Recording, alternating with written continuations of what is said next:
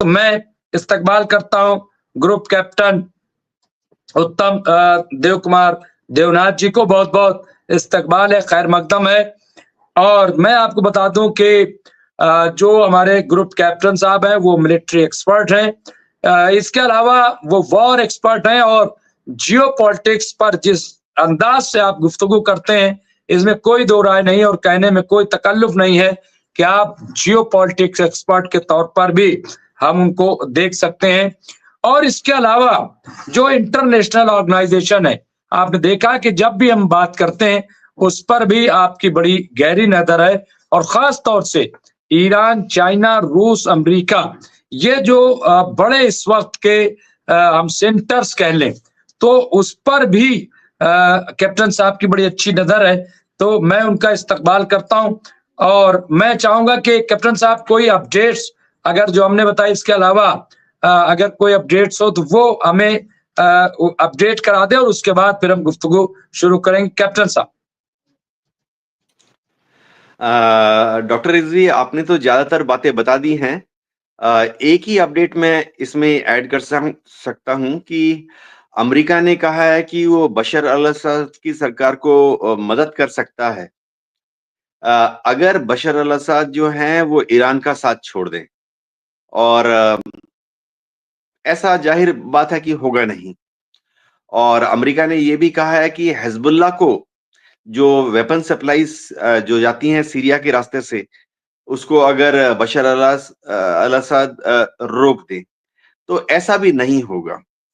तो बात यह है कि अमेरिका अब सीरिया पर बशर अल असद की सरकार पर दबाव डाल रहा है कि वो ईरान से थोड़ा दूर हो जाए और हिजबुल्लाह के जो वेपन सप्लाई रूट्स हैं उनको कट ऑफ कर दे। ये एक अपडेट आप मान सकते हैं, जबकि मैं शुरुआती दौर में ही बता दूं कि ऐसा होगा नहीं।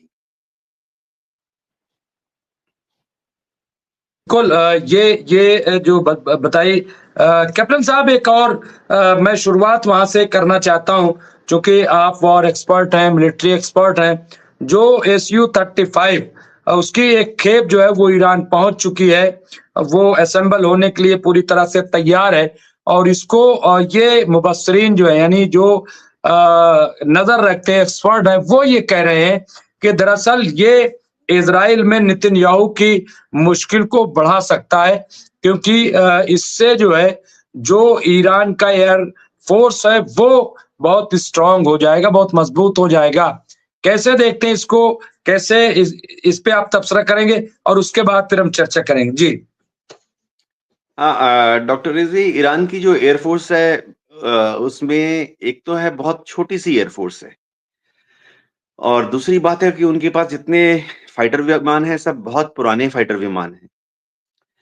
तो उनके पास कुछ कुछ पुराने MiG-29, कुछ पुराने F-14 फैंटम्स, ये सब विमान हैं जो कि अमेरिका ने उनको 1979 में रिवॉल्यूशन के पहले दिए थे।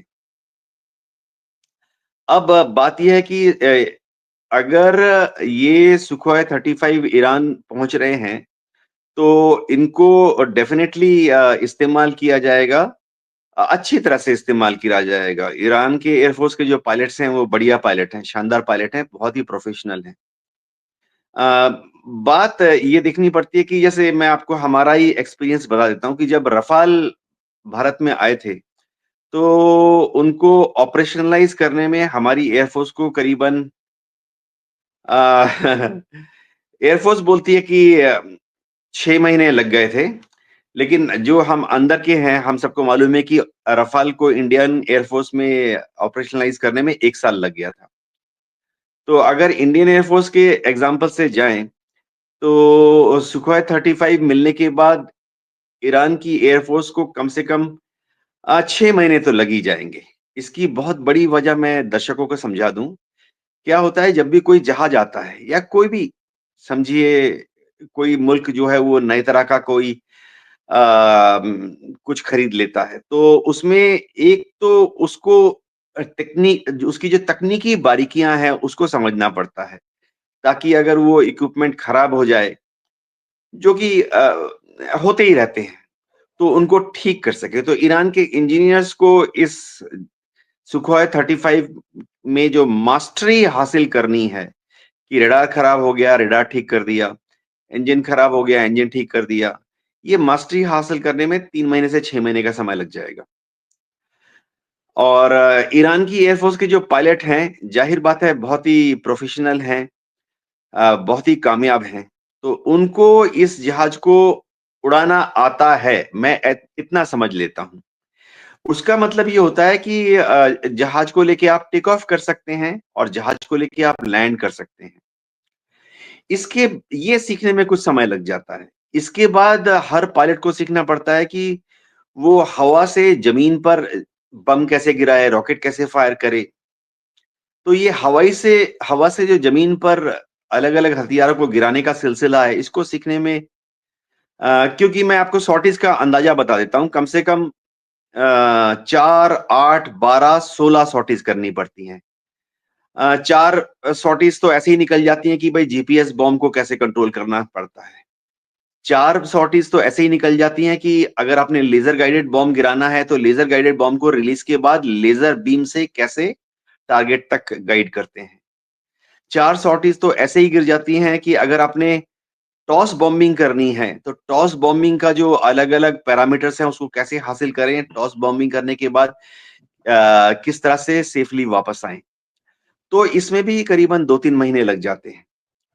और सबसे बड़ी बात मैं बताता हूँ, फिर इसके बाद सारे पायलट्स को सीखना पड़ता है air to air combat. Air to air combat में क्या होता है कि जैसे दुश्मन का पहले सिखाते हैं 1 वर्सेस 1 कि दुश्मन का एक जहाज है, आप भी एक हैं, कैसे आसमान में युद्ध करेंगे। एयर टू एयर कॉम्बैट के सेकंड फेज में चले जाते हैं 2 वर्सेस 1 यानी दुश्मन का 2 जहाज है, आप एक हैं, कैसे लड़ाई लड़ेंगे। फिर शुरू होता है रिवर्स 1 वर्सेस 2 यानी आप 2 हैं, ज़ाहिर बात है, और दुश्मन के 1 जहाज हैं, कैसे लड़ाई करेंगे। फिर एडवांस फेज में सिखाते हैं 2 वर्सेस 2 कि दुश्मन के 2 जहाज हैं और आप 2 हैं, कैसे लड़ाई करेंगे। दांव-पेच कैसे लड़ाएँगे। जैसे मैं बताता हूँ, हमारी इंडियन एयरफोर्स में हम लोग पायलट को तब तक डे ऑपरेशनल नहीं डिक्लेयर करते जब तक कि वो 2 वर्सेस 2 फेज पर ना पहुंच जाए। फुल्ली ऑपरेशनल नहीं डिक्लेयर करते। तो 2 वर्सेस 2 फेज तक पहुंचने में एक पायलट को करीबन 4 महीने लग जाते हैं। उसके बाद हमारे एयरफोर्स में, इंडियन एयरफोर्स की बात कर रहा हूँ, हमारे यहाँ जाहिर बात है यूएस एयरफोर्स, इंग्लैंड की एयरफोर्स और पाकिस्तान के एयरफोर्स का भी सिलेबस सेम है। हमारे यहाँ पर हम फाइनली पायलट्स को ले जाते हैं 4 वर्सेस 2 यानी दुश्मन के 4 जहाज, आप 2 हैं, कैसे लड़ेंगे। और लास्ट में होता है ग्रुप कॉम्बैट कि दुश्मन के काफी सारे जहाज हैं, आप भी काफी सारे जहाज हैं, कैसे लड़ेंगे दिन में और रात में। इसके बाद ही हमारी एयरफोर्स में, पाकिस्तान की एयरफोर्स में भी हम लोग जानते हैं क्योंकि उन्होंने भी सिलेबस इंग्लैंड से, अमेरिका से लिया हुआ है। उसके बाद ही हम हमारे एक पायलट को फुल्ली ऑपरेशनल डिक्लेयर करते हैं। उसमें 6 से 8 महीने का समय लग जाता है। तो ईरान की एयरफोर्स बहुत जल्दी-जल्दी भी अगर अपने पायलट्स को 2 वर्सेस 2 स्टेज तक ले जाएगी, तो उसमें 6 महीने लग जाएँगे। तो इज़राइल के ऊपर खतरा है। खतरा इसलिए है क्योंकि डेफिनिटली सुखोई 35 का कॉम्बिनेशन ईरान के बेहतरीन पायलट्स के साथ बहुत ही दमदार कॉम्बिनेशन होगा। लेकिन इसमें समय लगेगा, मतलब ऐसा नहीं है कि अगले हफ्ते से ही सुखोई 35 जाकर इज़राइल पर बम गिराना के लायक हो जाएँगे। समय लगेगा। मेरा अंदाज़ा है कम से कम 3 महीना, और शायद सही तरीके से देखा जाए तो 6 महीने का समय लग जाएगा। जी।